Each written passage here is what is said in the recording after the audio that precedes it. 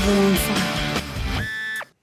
ಚಿತ್ರದುರ್ಗದ ರೇಣುಕಾಸ್ವಾಮಿ ಹತ್ಯೆಗೆ ಸಂಬಂಧಪಟ್ಟಂತೆ ತನಿಖೆಯ ಸಂದರ್ಭದಲ್ಲಿ ಬಗೆದಷ್ಟು ಮಾಹಿತಿ ಬಯಲಾಗ್ತಾ ಇದೆ.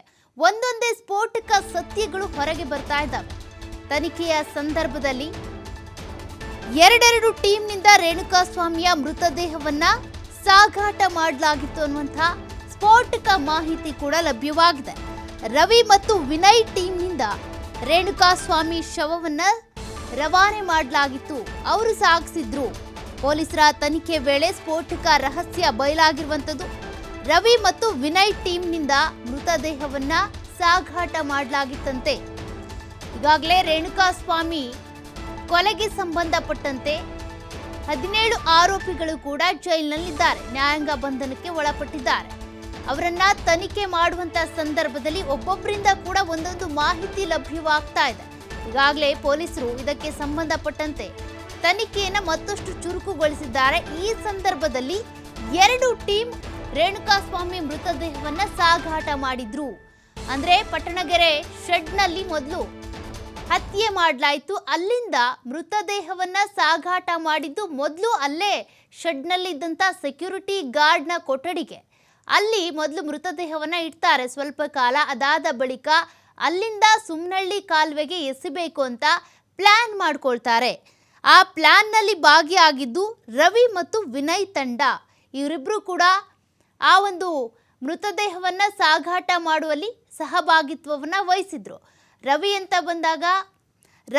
ಬಂದಾಗ ಆ ಕಾರು ಚಾಲಕ ಅವರನ್ನ ಹೇಳ್ದೆ ಕೇಳ್ದೆ, ಅಂದರೆ ಇಂಥ ಕೆಲಸಕ್ಕೆ ಅಂತ ಹೇಳ್ದೆ ಕೇಳ್ದೆ ಕರ್ಕೊಂಡು ಬಂದಿದ್ರು. ರೇಣುಕಾಸ್ವಾಮಿ ಶವವನ್ನು ಎಸೆಯೋದಕ್ಕೆ ಹೊರಟಿದ್ದು 2 ಟೀಮ್, ಅಂದರೆ ಇಲ್ಲಿ ವಿನಯ್ ಮತ್ತು ರವಿ ಇಬ್ಬರು ಕೂಡ ಪಾತ್ರ ವಹಿಸಿದ್ದಾರೆ. ಸ್ಕಾರ್ಪಿಯೋ ಕಾರ್ನಲ್ಲಿ ರವಿ ಮತ್ತು ಟೀಮ್ನಿಂದ ಶವವನ್ನು ಸಾಗಾಟ ಮಾಡಲಾಯಿತು.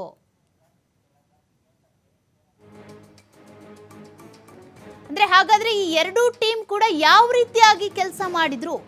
ಒಂದ್ ಕಡೆ ರವಿ, ಮತ್ತೊಂದು ಕಡೆ ವಿನಯ್, ಇವರಿಬ್ರು ಕೂಡ ಸಹಭಾಗಿತ್ವವನ್ನು ವಹಿಸಿದ್ದು ಹೇಗೆ, ಇವರಿಬ್ರು ಪಾಲೆಷ್ಟು, ಅದನ್ನು ಕೂಡ ತನಿಖೆ ಸಂದರ್ಭದಲ್ಲಿ ನೋಡ್ತಾ ಹೋದಾಗ ರೇಣುಕಾಸ್ವಾಮಿ ಶವವಿದ್ದಂಥ ಸ್ಕಾರ್ಪಿಯೋ ಕಾರನ್ನ ರವಿ ಡ್ರೈವ್ ಮಾಡ್ಕೊಂಡು ಹೋಗಿದ್ದು, ರವಿಕುಮಾರ್ ಡ್ರೈವ್ ಮಾಡ್ಕೊಂಡು ಹೋಗಿದ್ದು. ಇನ್ನು ಕಾರ್ತಿಕ್, ನಿಖಿಲ್, ರಾಘವೇಂದ್ರ ಸುಮ್ರಳ್ಳಿ ಬಳಿ ಇರುವಂಥ ರಾಜಕಾಲುವೆ ಏನಿದೆ ಅಲ್ಲಿ ರಾಜಕಾಲುವೆಗೆ ಹೆಣವನ್ನ ಬಿಸಾಕಬೇಕು ಅಂತ ಅನ್ಕೊಂಡಿದ್ರು. ಆದರೆ ಪಕ್ಕದಲ್ಲಿ ಬಿದ್ದಿದ್ರಿಂದ ಅವತ್ತೇ ಈ ಕೊಲೆಗೆ ಸಂಬಂಧಪಟ್ಟಂತೆ ಪೊಲೀಸರಿಗೆ ಮಾಹಿತಿ ಗೊತ್ತಾಯಿತು. ಅಂದರೆ ಶವವನ್ನು ಅಲ್ಲಿ ಡಂಪಿಂಗ್ ಮಾಡಿ ಹೋಗಿದ್ದು ಕಾರ್ತಿಕ್, ನಿಖಿಲ್, ರಾಘವೇಂದ್ರ ಸುಮ್ನಹಳ್ಳಿ ಹತ್ರ. ರವಿ ಟೀಮ್ನ ರೆಡ್ ಕಲರ್ ಜೀಪ್ನಲ್ಲಿ ವಿನಯ್, ಪ್ರದೋಷ್, ನಾಗರಾಜ್ ಫಾಲೋ ಮಾಡ್ಕೊಂಡು ಹೋಗ್ತಾರೆ. ಸುಮ್ನಹಳ್ಳಿ ಮೋರಿಯಾ ಸರ್ವಿಸ್ ರಸ್ತೆಯಲ್ಲಿ ವಿನಯ್ ಮತ್ತೆ ಟೀಮ್ ಏನಿದೆ ವಾಚ್ ಮಾಡ್ಕೊಂಡು ಹೋಗುತ್ತೆ, ಯಾರಾದರೂ ಇದಾರಾ ಏನು ಅಂತ. ಸುಮ್ನಹಳ್ಳಿ ಮೋರಿಯಾ ಸರ್ವಿಸ್ ರಸ್ತೆಯಲ್ಲಿ ವಿನಯ್ ಮತ್ತೆ ಟೀಮ್ ಏನಿದೆ ವಾಚ್ ಮಾಡ್ತಾ ಇರ್ತಾರೆ, ಯಾರಾದರೂ ಬರ್ತಾರಾ, ನಾವು ಮಾಡ್ತಿರುವಂಥ ಕೃತ್ಯವನ್ನು ಗಮನಿಸ್ತಾರಾ ಅಂತ ಅವರು ನೋಡ್ತಾ ಇದ್ರು.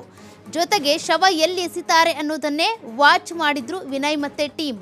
ಶವ ಎಸೆಯೋವರೆಗೂ ಕೂಡ ಅಲ್ಲೇ ಇದ್ಕೊಂಡು ರವಿ ಮತ್ತೆ ಟೀಮ್ ಜೊತೆಗೆ ವಿನಯ್ ಟೀಮ್ ಮತ್ತೆ ವಾಪಸ್ ಆಗಿತ್ತು ಅನ್ನುವಂಥ ಸ್ಫೋಟಕ ಮಾಹಿತಿ ಕೂಡ ಸದ್ಯಕ್ಕೆ ತನಿಖೆಯಲ್ಲಿ ಬಯಲಾಗಿರುವಂಥದ್ದು. ಅಂದರೆ 2 ಟೀಮ್ ಹೆಣವನ್ನ ಸಾಗಿಸಿದ್ರು.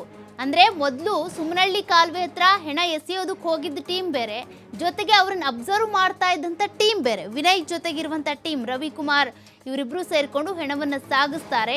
ಹೆಣವನ್ನು ಎಸೆಯುವಂಥ ಸಂದರ್ಭದಲ್ಲಿ ಇವ್ರು ಗಮನಿಸ್ತಾ ಇದ್ರು, ಎಲ್ಲಿ ಎಸಿತಾರೆ, ಆ ಹೆಣ ಎಲ್ಲಿ ಬೀಳುತ್ತೆ, ಯಾರಾದರೂ ಗಮನಿಸ್ತಿದ್ದಾರಾ, ಅದ್ರ ಬಗ್ಗೆ ಕೂಡ ವಿನಯ್ ಮತ್ತು ರವಿ ವಾಚ್ ಮಾಡ್ತಾ ಇದ್ರಂತೆ.